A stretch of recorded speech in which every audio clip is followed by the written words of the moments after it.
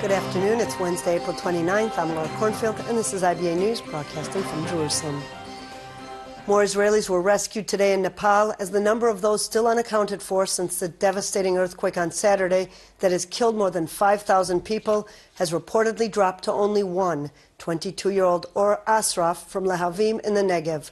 This comes as the Israel Defense Forces opened its field hospital this morning, and the Home Front Command and private rescue units continued their efforts to reach stranded Israelis. IBA's Margot Dudkevich has this report. There is growing concern over the fate of one Israeli hiker who has failed to establish contact with the authorities since a massive earthquake rocked Nepal Saturday, leaving thousands dead and injured. Efforts intensified today by the army and private Israeli companies involved in relief efforts to locate the hiker. We have some people that we know that they went to certain areas, but they didn't have satellite communication with them, so apparently we don't know their whereabouts at the moment. Several plane loads carrying hundreds of Israelis who are stranded in Kathmandu and other locations in the quake-stricken country have already returned to Israel. Despite the harsh weather conditions, dozens of Israelis have been located and brought to safety. Some 70 Israelis insist they want to remain in Nepal. Some want to continue trekking, others to assist the local population. The Foreign Ministry today urged Israeli travellers to leave Nepal as soon as possible, saying Israel will not fund another evacuation, and those who choose to remain behind will have to make their own travel arrangements. This morning, the Army's field hospital was up and running, located in a field in the centre of Kathmandu. Doctors and nurses and other medical crew began treating an influx of injured people. Soldiers had worked throughout the night to prepare the 60-bed field hospital, considered the largest of its kind. It houses 2 operating theatres, X-ray and ultrasound machines, a laboratory for testing blood, and a premature baby unit stocked with incubators. The army said Israeli medics and doctors were also deployed to local hospitals to assist medical staff and saw to the distribution of the 50 tons of medical equipment sent from Israel. Upon arriving in Nepal yesterday, members of the Home Front Search and Rescue Unit were immediately deployed to an array of sites to assist the local population and search for survivors. This in addition to the private search and rescue team sent by Israeli insurance companies to locate stranded Israeli hikers. Today is a major day. We're on the 4th day of rescue effort, and so far the teams of all insurance company and Ministry of Foreign Affairs together with the Nepali army already evacuated one group from the upper part of the Langtang, some group from lower part, and we still have around 4 groups who are stuck in the Langtang area, and according to my knowledge, there are rescue effort being done at this moment. How many Israelis are in these groups, do you know? I would say that these 4 groups altogether, we have around 40 Israelis. Weather condition change by the hour. So, for example, you can have clear weather for 1 hour, and then it will be rainy, or the cloud will go down. Basically, our problem is clouds. When the clouds go too low, we cannot operate with helicopter. In Kathmandu, rescuers pulled a man out of the rubble after 80 hours. First we meet him, and we all are happy, glad, and we have no bounds to words. We have no words to describe. Foreign rescue teams work ferociously around the clock, shoulder to shoulder with their Nepalese counterparts, searching for survivors and pulling bodies buried under the debris. Footage coming out of the country revealed the extent of damage and destruction in villages and towns in the quake-hit nation. Highways blocked by landslides and many remote areas are still without water and all means of communication. Anger and frustration among the local population mounted steadily, where thousands are forced to continue sleeping out in the open or in makeshift tents. waiting for assistance. Mogo Dudkevich, IBA News. The fate of Hamas commander Mohammed Deif was one of the remaining questions at the end of last summer's Gaza war. Israeli intelligence assessments reportedly now believe that he is alive and has returned to active participation in the high command of the Islamic group's military wing. The 51-year-old Deif was believed to have been severely wounded in an IDF strike on his home in the Gaza Strip during last summer's war, in which his wife and 2 children were killed. He apparently went underground for months, and some in Israel thought he had died from his wounds. Deif is one of Israel's most sought-after terrorists, who is responsible for the deaths of hundreds. He was also the key planner of an intended massive operation to attack an Israeli community, apparently Kibbutz Kerem Shalom, and take hostages. Deif's attack plan was ordered canceled before the war by the Hamas political leadership, apparently out of fear of Israel's response. During the war, the Qassam brigades tried to launch the operation several times, but were unable to carry it out due to the large IDF forces operating in Gaza. Turning to coalition talks, and it appears that Prime Minister Benjamin Netanyahu has made a significant step towards cementing his 4th government after reaching a coalition agreement with 2 key partners. Here with more is IBA's Eli Walgalanter. With just over a week remaining before the deadline to form a government, the Likud party was expected to sign its first coalition deals today with Kulanu and United Torah Judaism. Prime Minister Netanyahu met with Kulanu leader Moshe Kachlon last night to hammer out the final details. Kachlon will be appointed finance minister and will also receive control of the Interior Ministry's Planning and Building Committee. These positions were deemed critical by Kachlon to implement his economic reforms. Also, Kulanu number 2, Yoav Gallant, will be named construction minister, and another Kulanu MK will receive the environmental protection portfolio. As for United Torah Judaism, Moshe Gafni will receive the chairmanship of the Knesset Finance Committee. The deputy health minister will be Yaakov Litzman, and the deputy education minister will be Meir Porush. The party will also receive the chairmanship of the Knesset Interior Committee.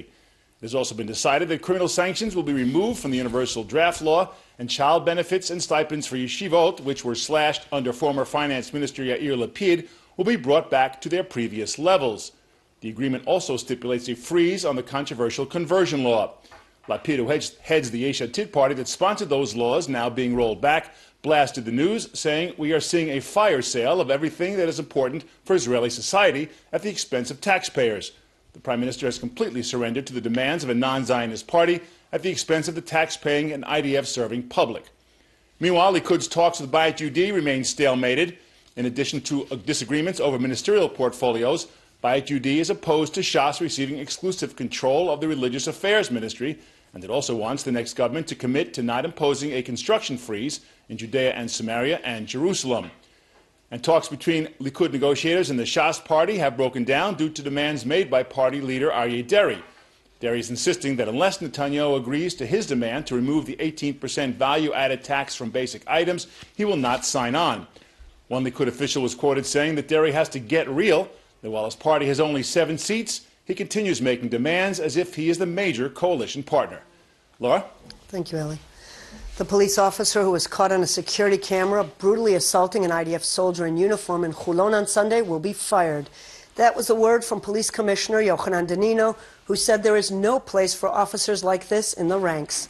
Danino stressed that this is a serious incident which must be dealt with in a clear way, and went on to say that such cases are exceptions to the usually disciplined force.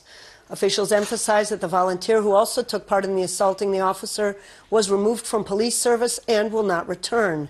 In the incident, police closed the street to passerbys due to a suspicious object. The soldier was trying to return home when he came across the policeman, who refused to let him pass and then physically began assaulting him without provocation. The officer, joined in by the volunteer, began to beat him up and knocked him to the ground. The soldier was brought into the police station and put in a cell for striking a police officer. He was only released when the video emerged to show that the policeman's claim of being struck by the soldier was false. The case of the soldier, who is of Ethiopian descent, was taken up by the only Ethiopian MK in the current Knesset, Abraham Nugasi of Likud, who said that it illustrates a problem of harsh and unfair police treatment of Israelis of Ethiopian descent. In Jerusalem, at least one protester was arrested when an Arab demonstration against street closures in the eastern part of the capital turned violent today. several dozen Arabs and peace activists protested in the Atur neighborhood against what they called collective punishment, as police closed off streets in an attempt to contain rising violence. Some of the protesters confronted the police force, which threw stun grenades to disperse the crowd.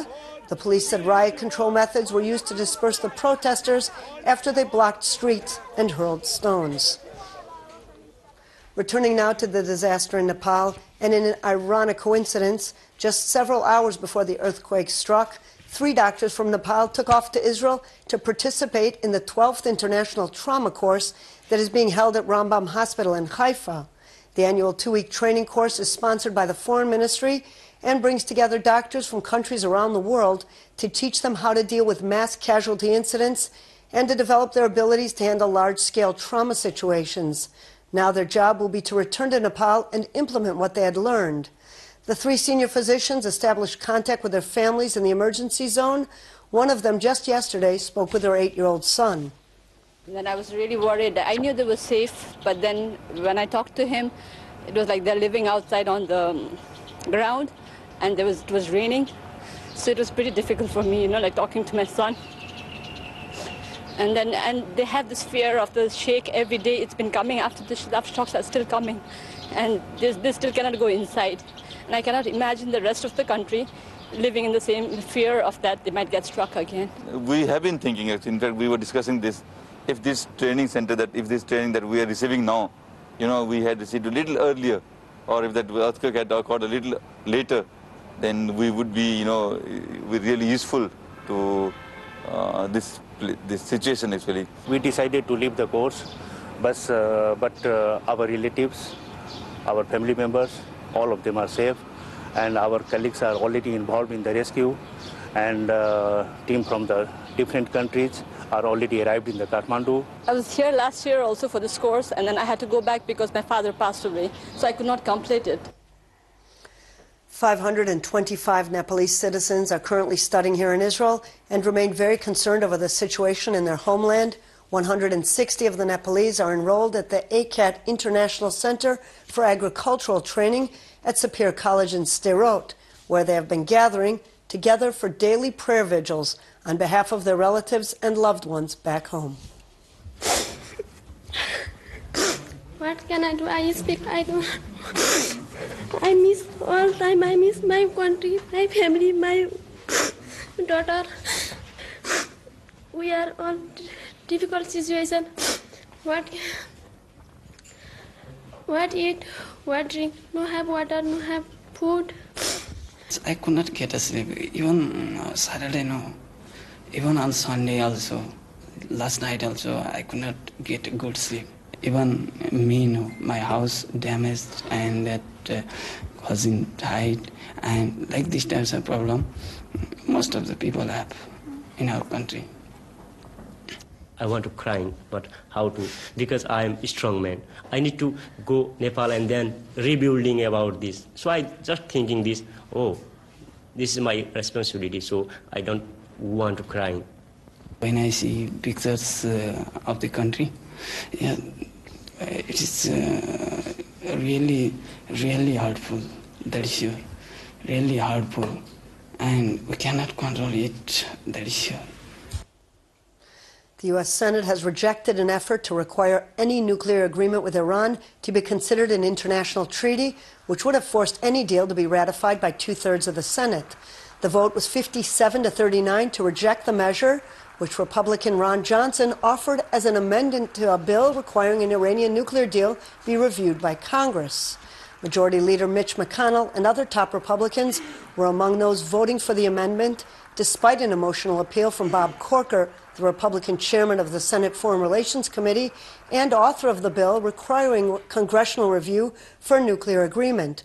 Corker and Ben Cardin, the committee's top Democrat, have been working against so-called poison bill amendments, seeking to toughen the bill, which they say would kill its chances of becoming law by alienating Democrats and provoking a veto by U.S. President Barack Obama. Corker said his bill has 67 co-sponsors, enough to override a presidential veto. Obama had threatened to veto the bill as a threat to the talks with Iran until last week, when leaders of the Foreign Relations Committee agreed on a compromise that removed many of the measure's strictest provisions. There is tension in the Persian Gulf after the Iranian seizure of a cargo ship. The owners of the Marshall Islands vessel that was commandeered by the Iranian army said it is not able yet to establish the reason why the container ship was detained yesterday in the Strait of Hormuz. Iranian patrol boats fired warning shots across its bow and ordered it deeper into Iranian waters. U.S. planes and a destroyer in the area are monitoring the situation. According to Iranian media reports, the vessel was detained over outstanding payments to the Iran Ports and Maritime Organization. The ship's owners said they were in ongoing contact with the vessel's managers and that the crew is safe and, under the circumstances, in good spirits. U.S. State Department spokesman Jeff Rathke said he could not yet condemn the blatant aggression and flaunting of international maritime law, as the U.S. was still collecting information. I think apply an adjective to it right now. We are following the situation very carefully, but I'm not going to. But do you condemn it? Well, again, we're gathering more information. I don't have a further reaction at this point. Saudi Arabia has announced the arrest of 93 suspects with ties to the Islamic State group, who it says were planning multi-pronged attacks on the U.S. Embassy, security forces, and residential compounds where foreigners live. The list of targets recalls a wave of attacks launched by al-Qaeda inside the kingdom from 2004 to 2007, which killed dozens of people, including foreigners, and threatened the stability of one of the world's most important oil-producing nations.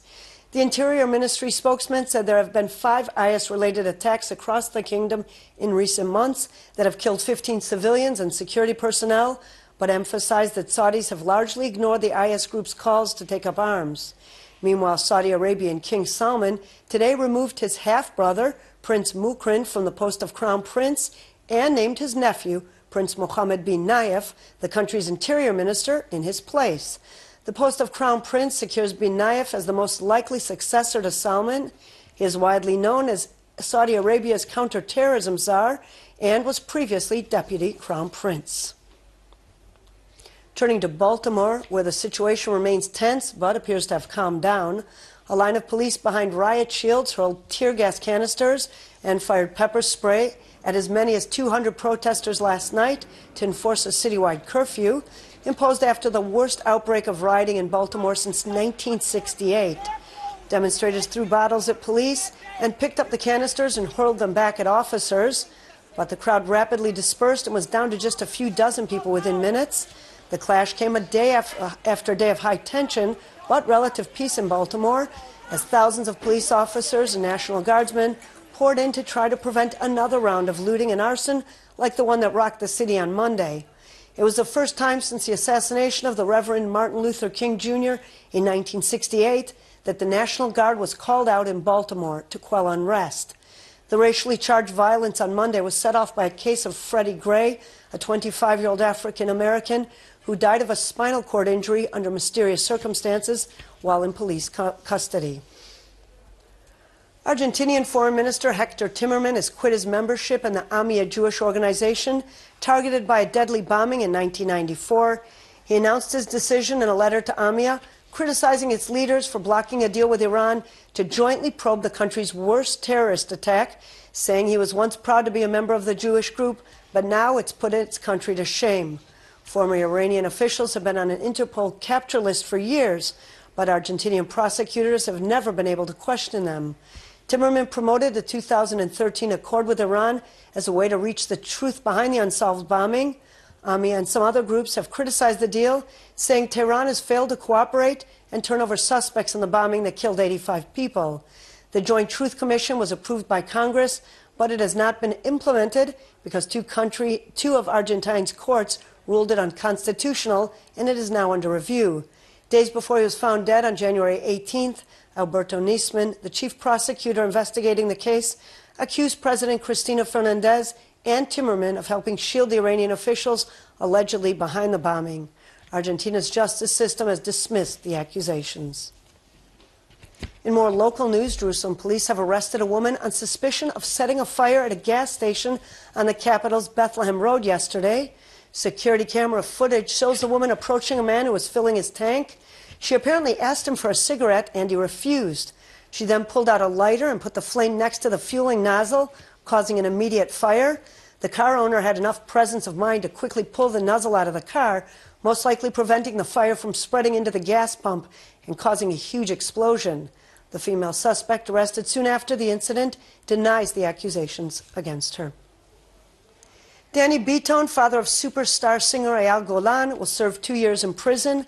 That was the plea bargain agreement approved today by the Tel Aviv District Court on charges of procuring prostitution and for prostitution with minors. He will also pay compensation of 50,000 shekels to each of the 3 complainants in the case. Bitton pressured 3 minors into having sexual relations with him in return for invitations to Golan's residence and to events at which the singer was performing. Golan was originally accused of involvement in the sex and drug parties, but following a much publicized investigation, was acquitted on all charges. The performer said he has cut off all contact with his father since the case broke. In local money matters, the shekel was mixed in foreign currency trading while shares were down on the Tel Aviv Stock Exchange. Here are the late afternoon numbers.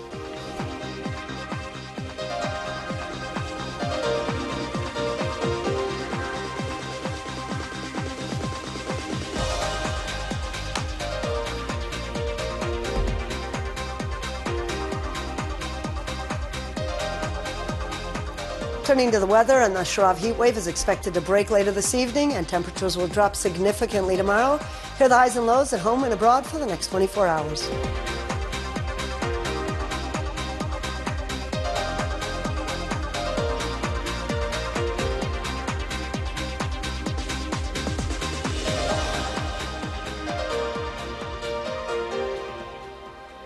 And that's all for this newscast. Aaron Viner will be here tomorrow with more news from Israel and abroad.